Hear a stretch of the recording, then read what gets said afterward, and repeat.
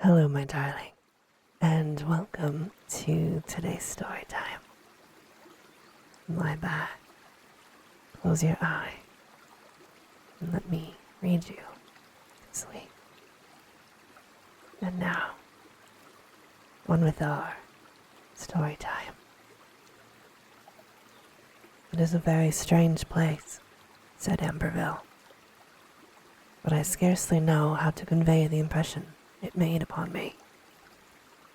It will all sound so simple and ordinary. There is nothing but a sedgy meadow, surrounded on three sides by slopes of yellow pine. A dreary little stream flows in from the open end to lose itself in a cul-de-sac of cattail and boggy ground. The stream, running slowly and more slowly, forms a stagnant pool of some extent, from which several sickly-looking alders seem to fling themselves backwards, as if unwilling to approach it. A dead willow leans above the pool, tangling its wan, skeleton-like reflection with the green scum that mottles the water. There are no blackbirds, or kildees, no dragonflies, even, such as one usually finds in a place of that sort. It is all silent and desolate. The spot is evil. It is unholy in a way I simply can't describe. I was compelled to make a drawing of it, almost against my will, since anything so auteur is hardly in my line.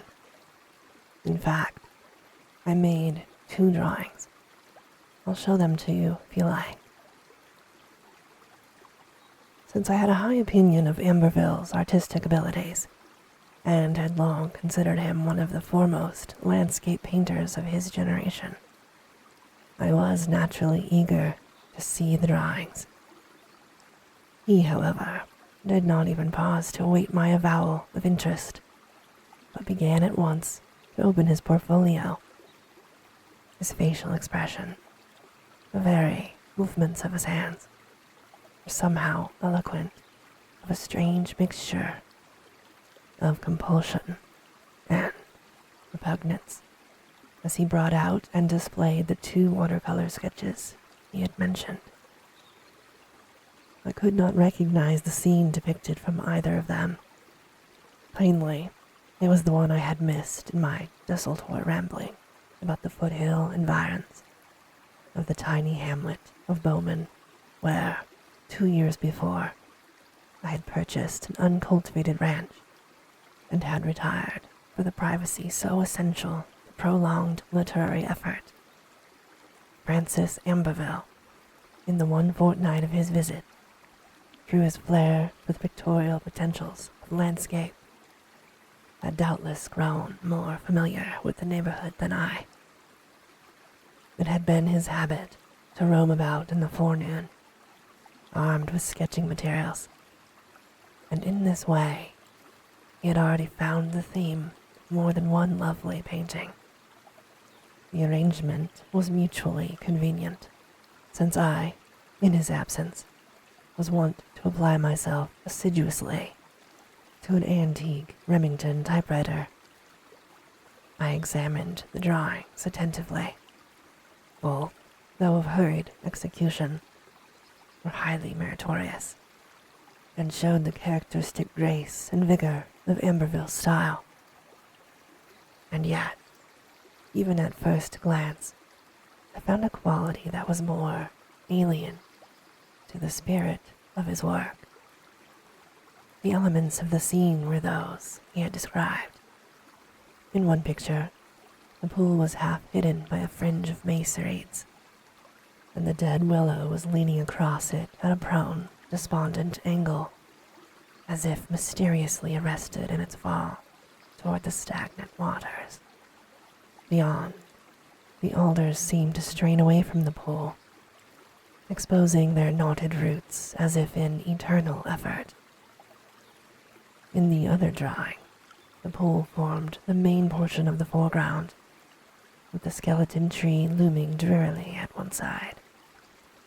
At the water's farther end, the cattails seemed to wave and whisper among themselves in a dying wind, and the steeply barring slope of pine at the meadow's terminus was indicated as a wall of gloomy green that closed in the picture, leaving only a pale margin of autumnal sky at the top. All this, as the painter had said, was ordinary enough, but I was impressed immediately by the profound horror that lurked in these simple elements and was expressed by them as if by the balefully contorted features of some demonic face. In both drawings, this sinister character was equally evident, as if the same face had been shown in profile and front view. I could not trace the separate details that composed the impressions, but ever, as I looked, the abomination of a strange evil, a spirit of despair, malignity, desolation, leered from the drawing, more openly and hatefully. The spot seemed to wear a macabre and satanic grimace. One felt that it might speak aloud, might utter the imprecations of some gigantic devil, or the raucous derision of 1,000 birds of ill omen. The evil conveyed was something wholly outside of humanity, more ancient than man. Somehow, fantastic as this will seem, the meadow had the air of a vampire, grown old and hideous, with unutterable infamies. Subtly, indefinably, it thirsted for other things than the sluggish trickle of water by which it was fed. "Where is this place?" I asked, after a minute or two of silent inspection. It was incredible that anything of the sort could really exist, and equally incredible that a nature so robust as Amberville should have been sensitive to its quality. "It's in the bottom of that abandoned ranch, a mile or less down the road, toward Bear River," he replied. "You must know it. There's a small orchard about the house, on the upper hillside, but the lower portion, ending in that meadow, is all wild land." I began to visualize the vicinity in question. Guess that might be the old Chapman place, I decided. No other ranch along that road would answer your specifications. "Well," he said, "whoever it belongs to, that meadow is the most horrible spot I have ever encountered. I've known other landscapes that have had something wrong with them, but never anything like this." "Maybe it's haunted," I said, half in jest. "From your description, it must be the very meadow where old Chapman was found dead one morning by his youngest daughter. It happened a few months after I moved here. He was supposed to have died of heart failure. His body was quite cold, and he had probably been lying there all night since the family had missed him at supper time.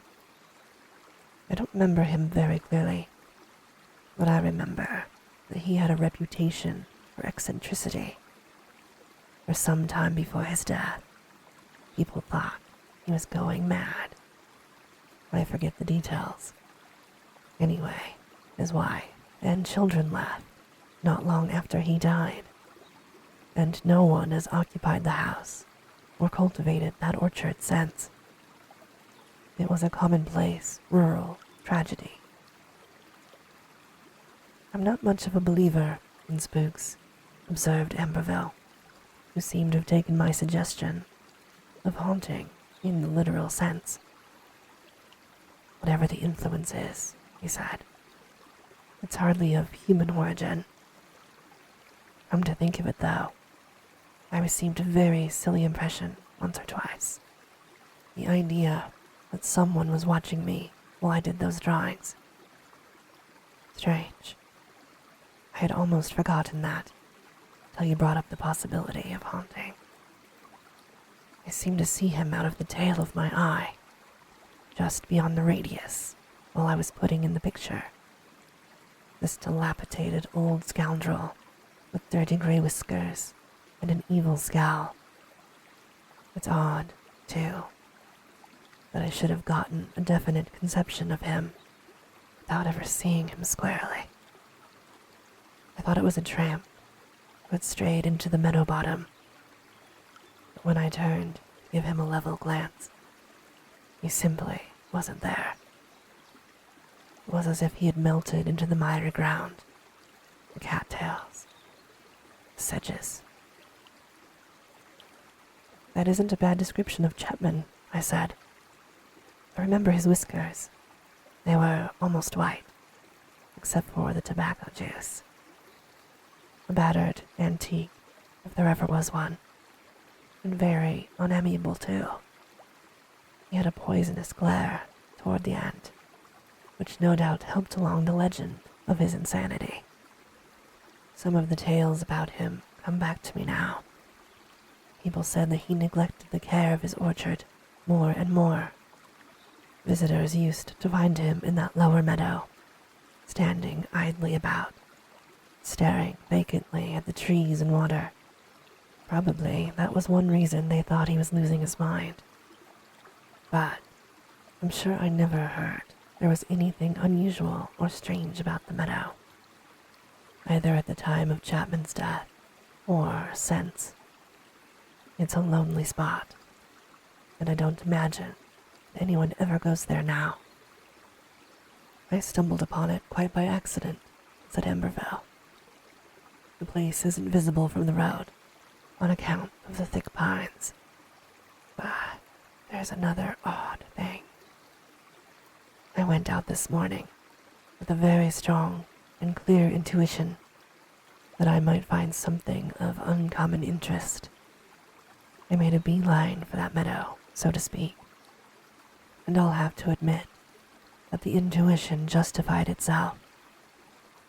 The place repels me, but it fascinates me too. I've simply got to solve the mystery if it has a solution, he added, with a slightly defensive air. I'm going back early tomorrow with my oils, start a real painting of it. I was surprised, knowing that predilection of Amberville for scenic brilliance and happiness, which had caused him to be likened to Sorolla. The painting will be a novelty for you, I commented. I'll have to come and take a look at the place myself before long. It should really be more in my line than yours. There ought to be a weird story in it somewhere, if it lives up to your drawings and description. Several days passed. I was deeply preoccupied at the time with the toilsome and intricate problems offered by the concluding chapters of a new novel, and I put off my proposed visit to the meadow discovered by Amberville. My friend, on his part, was evidently engrossed by his new theme. He sallied forth each morning with his easel and oil colors, and returned later each day, forgetful of the luncheon hour that had formerly brought him back from such expeditions. On the third day, he did not reappear until sunset. Contrary to his custom, he did not show me what he had done, and his answers to my queries regarding the progress of the picture were somewhat vague and evasive. For some reason, he was unwilling to talk about it. Also, he was apparently loath to discuss the meadow itself, and in answer to direct questions, merely reiterated in an absent and perfunctory manner the account he had given me following his discovery of the place.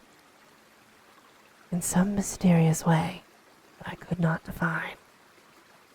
His attitude seemed to have changed. There were other changes too. He seemed to have lost his usual blitheness. Often, I caught him frowning intently, and surprised the lurking of some equivocal shadow in his frank eyes. There was a moodiness, a morbidity, which, as far as our 5 years' friendship enabled me to observe, was a new aspect of his temperament. Perhaps, if I had not been so preoccupied with my own difficulties, I might have wondered more as to the causation of his gloom, which I attributed readily enough at first to some technical dilemma that was baffling him. He was less and less the Amberville that I knew, and on the 4th day, when he came back at twilight, I perceived an actual surliness that was quite foreign to his nature. "What's wrong?" I ventured to inquire. "Have you struck a snag? Or is old Chapman's meadow getting on your nerves with its ghostly influences?" He seemed, for once, to make an effort to throw off his gloom, his taciturnity, and ill humor. "It's the infernal mystery of the thing," he declared. "I've simply got to solve it, in one way or another. The place has an entity of its own, an indwelling personality. It's there, like the soul in a human body, but I can't pin it down or touch it. You know that I'm not superstitious, but on the other hand, I'm not a materialist either, and I've run across some odd phenomena in my time. That meadow, perhaps, is inhabited by what the ancients call a Genius Loci. More than once, before this, I have suspected that such things might exist, might reside, inherent, in some particular spot. But this is the first time that I've had reason to suspect anything of an actively malignant or inimical nature. The other influences whose presence I have felt were benign in some large, vague, impersonal way, or were else wholly indifferent to human welfare, perhaps oblivious of human existence. This thing, however, is hatefully aware and watchful.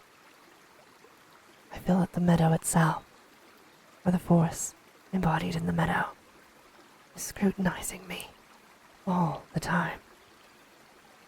The place has the air of a thirsty vampire, waiting to drink me in somehow, if it can. It is a cul-de-sac of everything evil, in which an unwary soul might well be caught and absorbed. But I tell you, Murray, I can't keep away from it. It looks as if the place were getting you, I said, thoroughly astonished by his extraordinary declaration, and by the air of fearful and morbid conviction with which he uttered it. Apparently, he had not heard me, for he made no reply to my observation. "There's another angle," he went on, with a feverish tensity in his voice. "You remember my impression of the old man lurking in the background and watching me on my first visit? Well, I have seen him again, many times, out of the corner of my eye. And during the last 2 days, he has appeared more directly, though in a strange, partial way. Sometimes, when I am studying the dead willow very intently, I see his scowling, filthy bearded face as a part of the bowl. Then again, it will float among the leafless twigs, as if it had been caught there. Sometimes a naughty hand, a tattered coat sleeve, will emerge through the mantling algae in the pool, as if a drowned body were rising to the surface. Then, a moment later, or simultaneously, there will be something of him among the alders or the cattails. These apparitions are always brief, and when I try to scrutinize them closely, they melt like films of vapor into the surrounding scene. The old scoundrel, whoever or whatever he may be, is a sort of fixture. He is no less vile than everything about the place, though I feel that he isn't the main element of that vileness. Good Lord, I exclaimed. You certainly have been seeing things. If you don't mind, I'll come down and join you for a while tomorrow afternoon. The mystery begins to inveigle me. Of course I don't mind, he said. Come ahead.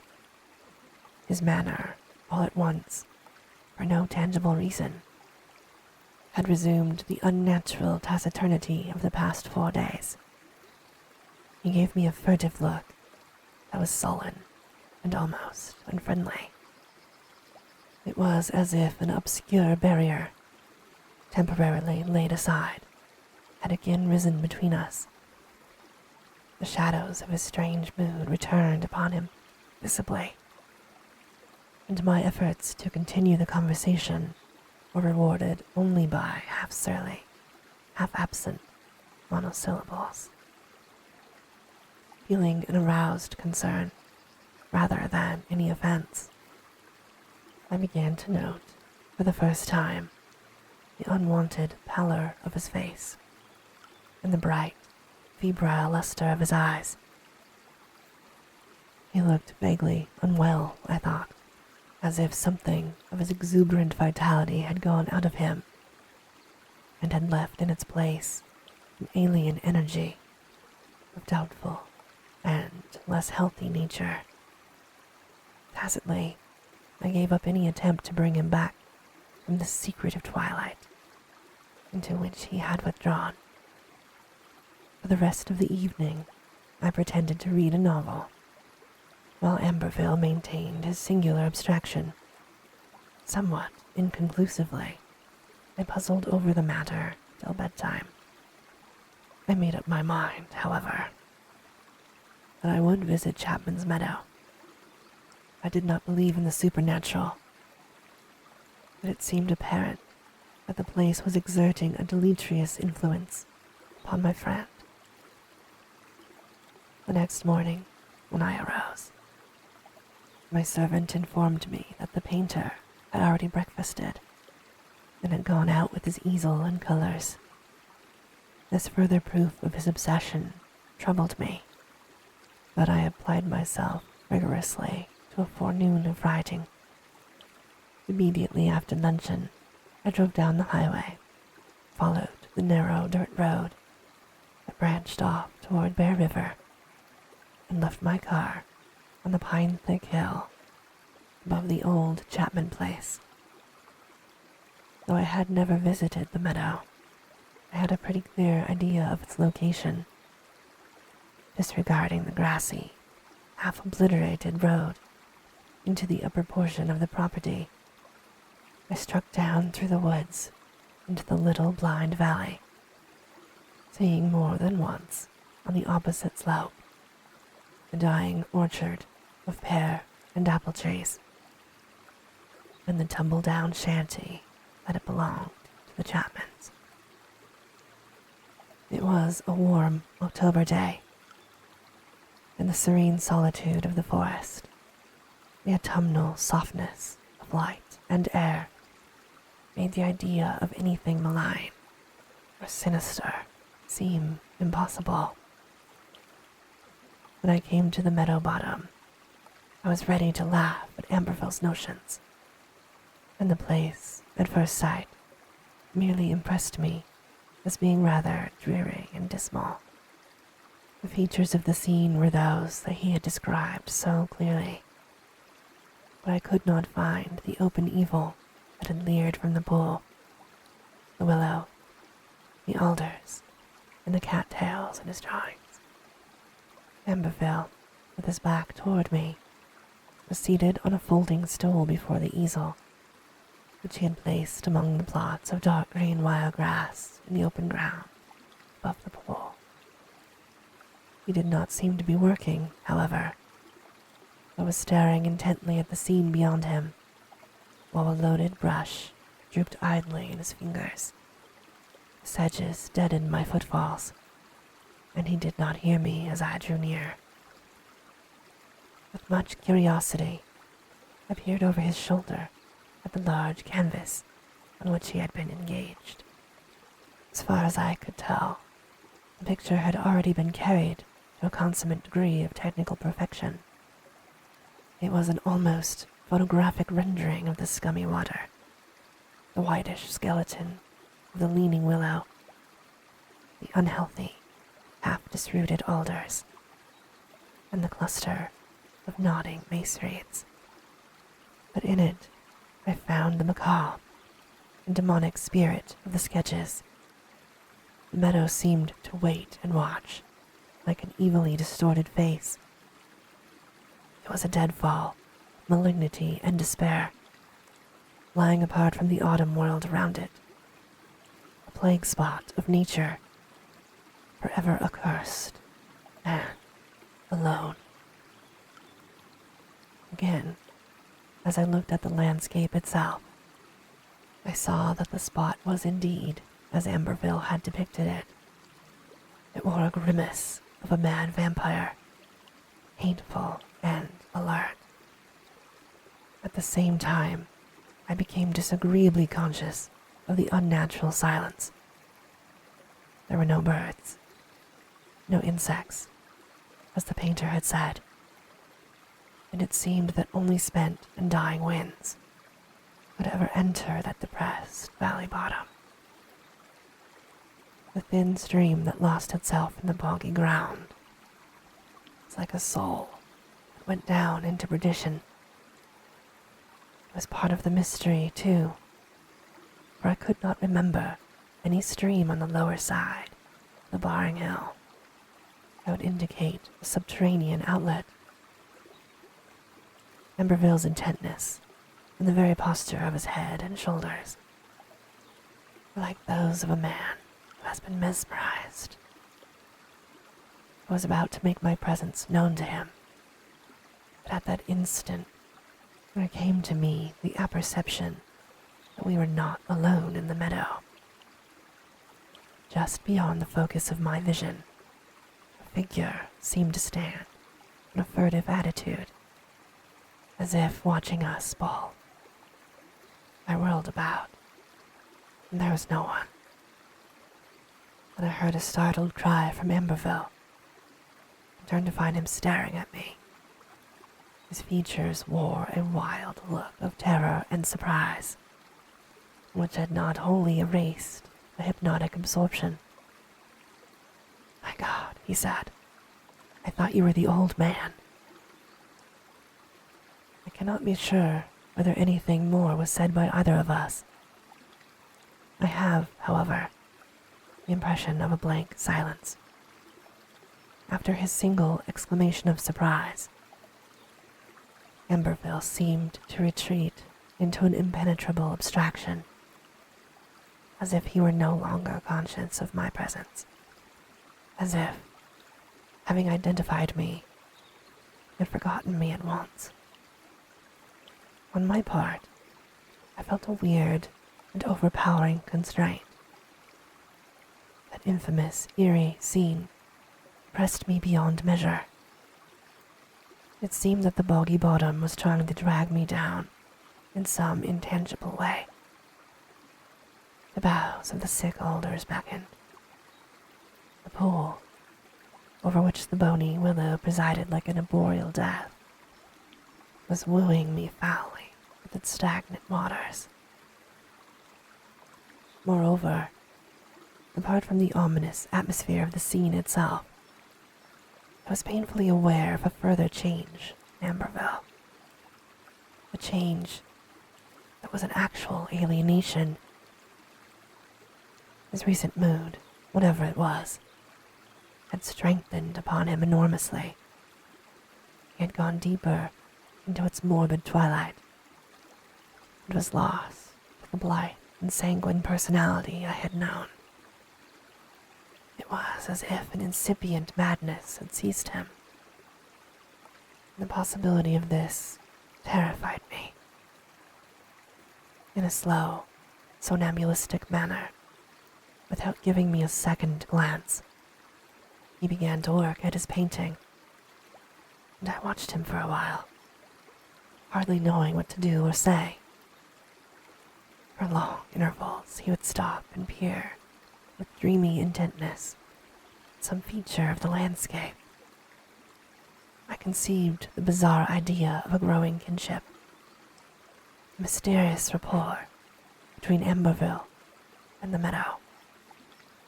In some intangible way, it seemed, as if the place had taken something from his very soul and had given something of itself in exchange. It wore the air of one who participates in some unholy secret, who has become the acolyte of an unhuman knowledge. In a flash of horrible definitude, I saw the place as an actual vampire, and Amberville as its willing victim. How long I remained there, I cannot say. Finally, I stepped over to him and shook him roughly by the shoulder. "You're working too hard," I said. "Take my advice. Lay off for a day or two." He turned to me with the dazed look of one who is lost in some narcotic dream. This, very slowly, gave place to a sullen, evil anger. "I'll go to hell," he snarled.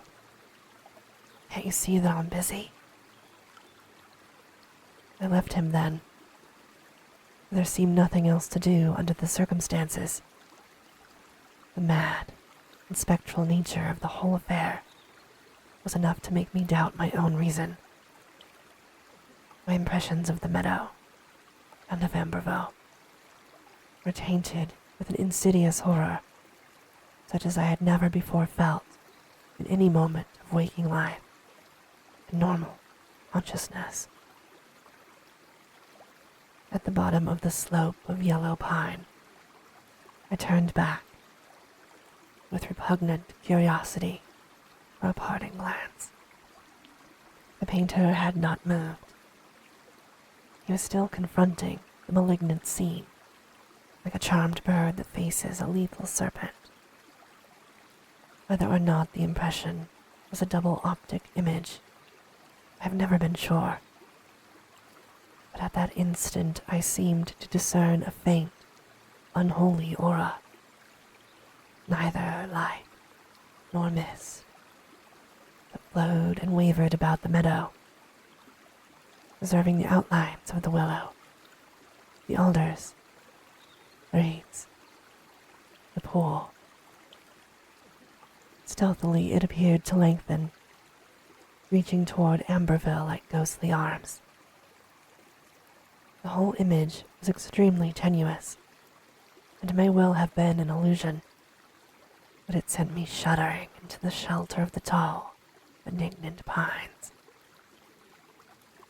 The remainder of that day, and the evening that followed, were tinged with the shadowy horror I had found in Chapman's Meadow. I believe that I spent most of the time in arguing vainly with myself, and trying to convince the rational part of my mind that all I had seen and felt was utterly preposterous.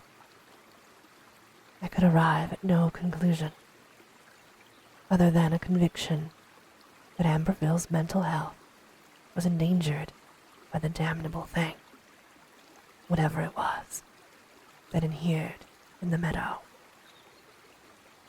the malign personality of the place, the impalpable terror, mystery, and lore, were like webs that had been woven upon my brain, and which I could not dissipate by any amount of conscious effort. I made 2 resolves, however. One was that I should write immediately to Amberville's fiancée, Miss Avis Olcott, and invite her to visit me as a fellow guest of the artist during the remainder of his stay at Bowman. Her influence, I thought, might help to counteract whatever was affecting him so perniciously. Since I knew her fairly well, the invitation would not seem out of the way. I decided to say nothing about it to Amberville. The element of surprise, I hoped, would be especially beneficial. My second resolve was that I should not again visit the meadow myself if I could avoid it.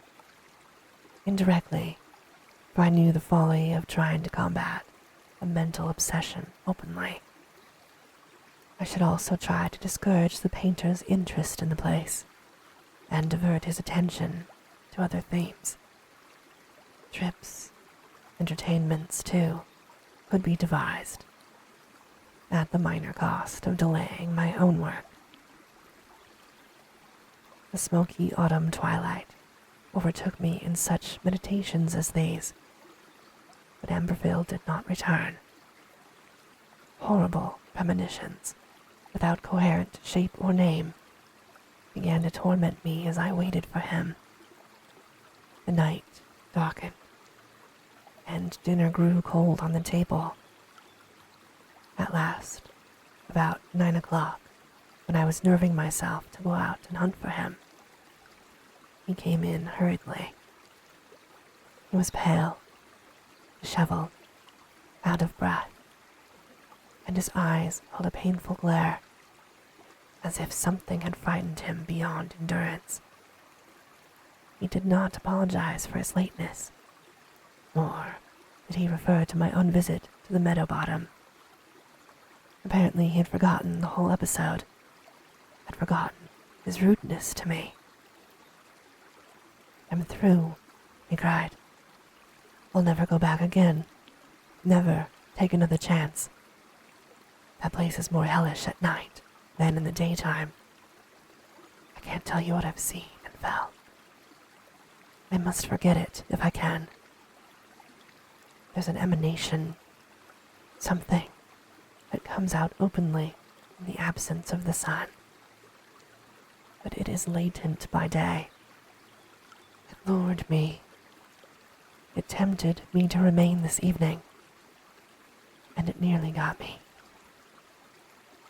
God, I didn't believe that such things were possible. That abhorrent compound of a..." He broke off and did not finish his sentence. His eyes dilated, as if with the memory of something too awful to be described. At that moment, I recalled the poisonously haunted eyes of old Chapman, whom I had sometimes met about the hamlet. He had not interested me particularly, since I had deemed him a common type of rural character, with a tendency to some obscure and unpleasant aberration. Now, when I saw the same look in the eyes of a sensitive artist, I began to wonder, with a shivering speculation, whether Chapman too had been aware of that weird evil that dwelt in his meadow. Perhaps in some way that was beyond human comprehension, he had been its victim. He had died there, and his death had not seemed at all mysterious. But perhaps, in the light of all that Amberville and I had perceived, there was more in the matter than anyone had ever suspected. "Tell me what you saw," I ventured to suggest. At this question, a veil seemed to fall between us, impalpable but tenebrific. He shook his head morosely and made no reply. The human terror, which perhaps had driven him back toward the normal self, and had made him almost communicative for the nonce, fell away from Amberville. A shadow that was darker than fear, an impenetrable alien umbrage, again submerged him. I felt a sudden chill of the spirit rather than the flesh, and once more there came to me the older thought of his growing kinship with this ghoulish meadow. Beside me, in the lamplit room, behind the mask of his humanity, a thing that was not wholly human seemed to sit and wait. Of the nightmarish days that followed, I shall offer only a summary. It would be impossible to convey the eventless, phantasmal horror in which we dwelt and moved. I wrote immediately to Miss Alcott, pressing her to pay me a visit during Amberville's stay, and, in order to ensure acceptance, I hinted obscurely at my concern for his health and my need of her coadjutation. In the meanwhile, waiting her answer, I tried to divert the artist by suggesting trips to sundry points of scenic interest in our neighborhood. These suggestions he declined, with an aloof curtness, an air that was stony and cryptic, rather than deliberately rude. Virtually, he ignored my existence, and made it more than plain that he wished me to leave him to his own devices. This, in despair, I finally decided to do, pending the arrival of Miss Alcott. He went out early each morning, as usual, with his paints and easel, and returned around sunset, or a little later. He did not tell me where he had been, and I refrained from asking. Miss Alcott came on the third day following my letter in the afternoon. She was young, lissome, ultra-feminine, and was altogether devoted to Amberville. In fact, I think she was a little in awe of him. I told her as much as I dared, and warned her of the morbid change in her fiancé, which I attributed to nervousness and overwork. I simply could not bring myself to mention Chapman's Meadow and its baleful influence. The whole thing was too unbelievable, too phantasmagoric, to be offered as an explanation to a modern girl. When I saw the somewhat helpless alarm and bewilderment with which she listened to my story, I began to wish that she were of a more willful and determined type, and were less submissive toward Amberville than I surmised her to be. A stronger woman might have saved him, but even then, I began to doubt whether she could do anything to combat the imponderable evil that had engulfed him. A heavy crescent moon was hanging like a blood-dipped horn in the twilight when we returned. To my immense relief, the presence of Avis seemed to have a highly salutary effect. At the very moment he saw her, Amberville came out of the singular eclipse that had claimed him, as I feared, beyond redemption. It was almost his former affable self. Perhaps it was all make-believe, for an ulterior purpose. But this, at the time, I could not believe. I began to congratulate myself on having applied a sovereign remedy. The girl, on her part, was plainly relieved, though I saw her eyeing him in a slightly hurt and puzzled way, when he sometimes fell for a short interval into moody abstraction, as if he had temporarily forgotten her. On the whole, however, there was a transformation that appeared no less than magical, in view of his recent gloom and remoteness. After a decent interim, I left the pair together and retired. I rose very late next morning, having overslept. Avis and Amberville, I learned, had gone out together, carrying a lunch which my cook had provided. Plainly, he was taking her along on one of his artistic expeditions, and I augured well for his recovery from this. But somehow, it never occurred to me that he had taken her to Chapman's Meadow. The tenuous, malignant shadow of the whole affair had begun to lift from my mind.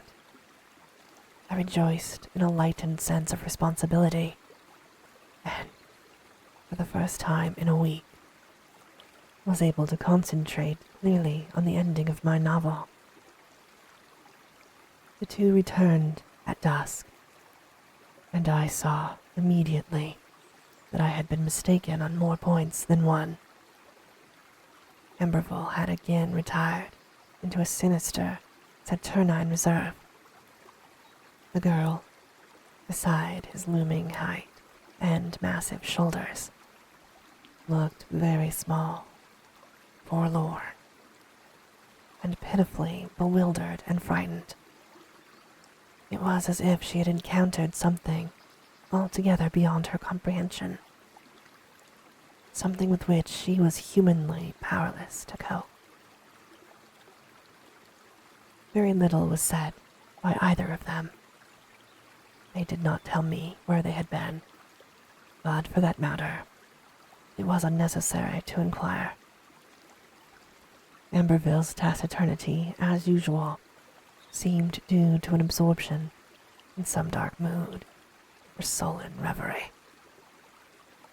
But Avis gave me the impression of a dual constraint, as if, apart from some enthralling terror, she had been forbidden to speak of the day's events and experiences.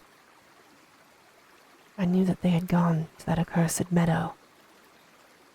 I was far from sure whether Avis had been personally conscious of that weird and baneful entity of the place, or had merely been frightened by the unwholesome change in her lover beneath its influence. In either case, it was obvious that she was wholly subservient to him. I began to damn myself for a fool for having invited her to Bowman, though the true bitterness of my regret was still to come. A week went by, with the same daily excursions of the painter and his fiancée, the same baffling, sinister estrangement and secrecy in Amberville, the same terror, helplessness, constraint, and submissiveness in the girl. How it would all end, I could not imagine, but I feared, from the ominous alteration of his character, that Amberville was heading for some form of mental alienation, if nothing worse. My offers of entertainment and scenic journeys were rejected by the pair, and several blunt efforts to question Avis were met by a wall of almost hostile evasion, which convinced me that Amberville had enjoined her to secrecy, and had perhaps, in some slightful manner, misrepresented my own attitude toward him. "You don't understand him," she said, repeatedly. "He is very temperamental." The whole affair was a maddening mystery, but it seemed more and more that the girl herself was being drawn, either directly or indirectly, into that same phantasmal web that had enmeshed the artist. I surmised that Amberville had done several new pictures of the meadow, but he did not show them to me, nor even mention them. My own impressions of the place, as time went on, assumed an uncountable vividness that was almost hallucinatory. The incredible idea of some inherent force or personality, malevolent and even vampirish, became an unavowed conviction against my will. The place haunted me like a phantasm, horrible but seductive. I felt an impelling, morbid curiosity, an unwholesome desire to visit it again and fathom, if possible, its enigma. Often I thought of Amberville's notion about a Genius Loci dwelt in the meadow, and the hints of a human apparition that was somehow associated with the spot. Also, I wondered what it was that the artist had seen on the one occasion when he had lingered in the meadow after nightfall and had returned to my house in driven terror. It seemed that he had not ventured to repeat the experiment, in spite of his obvious subjection to the unknown lure. The end came, abruptly and without premonition. Business had taken me to the county seat one afternoon, and I did not return until late in the evening. The full moon was high above the pine-dark hills. I expected to find Avis and the painter in my drawing room, but they were not there. Lee Sing, my factotum, told me that they had returned at dinner time. An hour later, Amberville had gone out quietly while the girl was in her room. Coming down a few minutes later, Avis had shown excessive perturbation when she found him absent, and had also left the house, as if to follow him, without saying where she was going or when she might return. All this had occurred 3 hours previously, and neither of the pair had yet reappeared. A black and subtly chilling intuition of evil seized me as I listened to Lee Sing's account. All too well I surmised that Amberville had yielded to the temptation of a second nocturnal visit to that unholy meadow. An occult attraction, somehow, had overcome the horror of his first experience, whatever it had been. Avis, knowing where he was, and perhaps fearful of his sanity or safety, had gone out to find him. More and more, I felt an imperative conviction of some peril that threatened them both, some hideous and innominable thing to whose power, perhaps, they had already yielded. Whatever my previous folly and remissness in the matter, I did not delay now. A few minutes of driving at precipitate speed through the mellow moonlight brought me to the piney edge of the Chapman property. There, as on my former visit, I left the car and plunged headlong through the shadowy forest. Far down, in the hollow as I went, I heard a single scream, shrill with terror, and abruptly terminated. I felt sure that the voice was that of Avis, but I did not hear it again. Running desperately, I emerged in the meadow bottom. Neither Avis nor Amberville was in sight, and it seemed to me, in my hasty scrutiny, that the place was full of mysteriously coiling and moving vapors that permitted only a partial view of the dead willow and other vegetation. I ran on toward the scummy pool, and, nearing it, was arrested by a sudden and twofold horror. Avis and Amberville were floating together in the shallow pool, with their bodies half hidden by the mantling masses of algae. The girl was clasped tightly in the painter's arms, as if he had carried her with him against her will to that noisome death.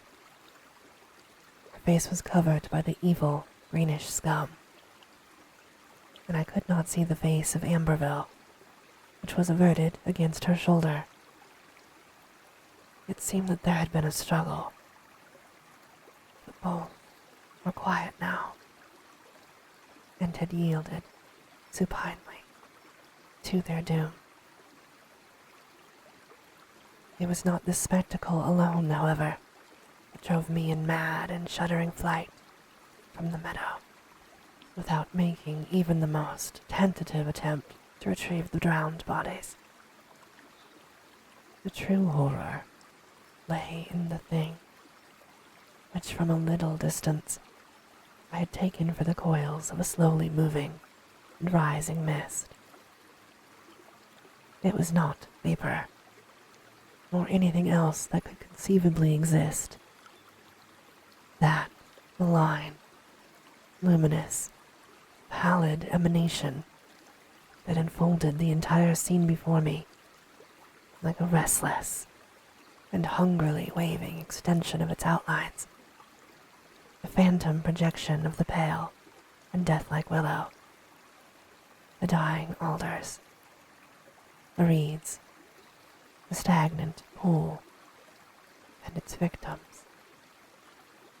The landscape was visible through it, as through a film. It seemed to curdle and thicken gradually in places, with some unholy, terrifying activity.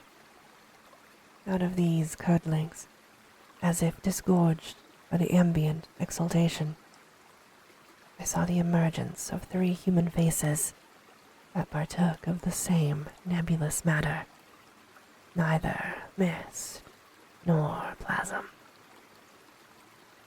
One of these faces seemed to detach itself from the bowl of the ghostly willow. The second and third swirled upward from the seething of the phantom bowl, with their bodies trailing formlessly among the tenuous boughs. The faces were those of old Chapman, of Francis Amberville, and Avis Alcott. Behind this eerie, wraith-like projection of itself, the actual landscape leered with the same infernal and vampirish air which it had worn by day. But it seemed now that the place was no longer still, that it seethed with a malignant secret life, that it reached out toward me with its scummy waters, with the bony fingers of its trays, with the spectral faces it had spewed forth from its lethal deadfall. Even terror was frozen within me for a moment. I stood, watching, while the pale, unhallowed exultation rose higher above the meadow. 3 human faces, through a further agitation of the curdling mass, began to approach each other. Slowly, inexpressibly, they merged into one, becoming an androgynous face, neither young nor old, that melted finally into the lengthening phantom bough of that willow. The hands of the arboreal death that were reaching out to enfold me. Then, unable to bear the spectacle any longer, I started to run. There is little more that need be told, for nothing that I could add to this narrative would lessen the abominable mystery of it in any degree. The meadow, or the things that dwell in the meadow, has already claimed 3 victims, and I sometimes wonder if it will have a 4th. I alone, it would seem, among the living, have guessed the secret of Chapman's death, and the death of Avis and Amberville. And no one else, apparently, has felt the malign genius of the meadow. I have not returned there since that morning when the bodies of the artist and his fiancée were removed from the pool, nor have I summoned up the resolution to destroy, or otherwise dispose of the 4 oil paintings and 2 watercolor drawings of that spot made by Amberville. Perhaps, in spite of all that deters me, I shall visit it again.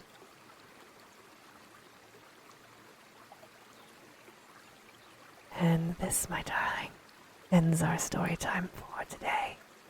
As always, I hope that you have very sweet and creepy dreams.